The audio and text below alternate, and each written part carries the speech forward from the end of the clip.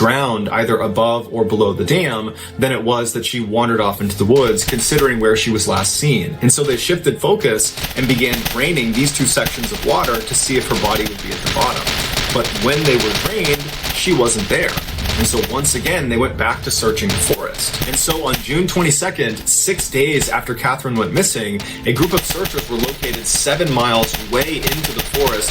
They were walking up this mountain and they're yelling Catherine's name. And as they're walking, they stop when this little girl wearing only a bathing suit walks out of a cave, looks down at them and just says, "Here I am."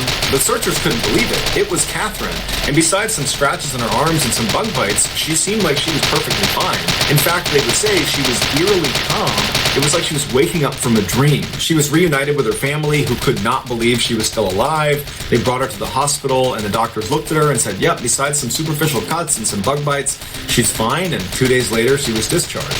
So this 8-year-old, who's never spent any time in the woods before, this is her first exposure, her trip to Devil's Den State Park, survives on her own out in the wild for 6 days and 6 nights with only a bathing suit on. And despite there being no potable water anywhere near her where she was found up on that mountain, she was determined to be relatively well hydrated and had only lost a couple of pounds. Also, you need to understand the staggering distance she covered, because while she was found 7 miles away from where she went missing, that's as the crow flies. That's what you see on a map, those 7 miles. In the wild, you don't walk perfectly straight lines. There's too many obstructions, there's mountains, there's trees, there's all sorts of reasons that you end up zigging and zagging to wherever you're going. And so rescuers believe the minimum real distance she would have covered to get up to that cave was about 30 miles. And she did it barefoot. Catherine defied every search and rescue model for 8-year-olds that get lost in the wild. She was way outside the boundaries of what anybody would expect. Basically, she should have died.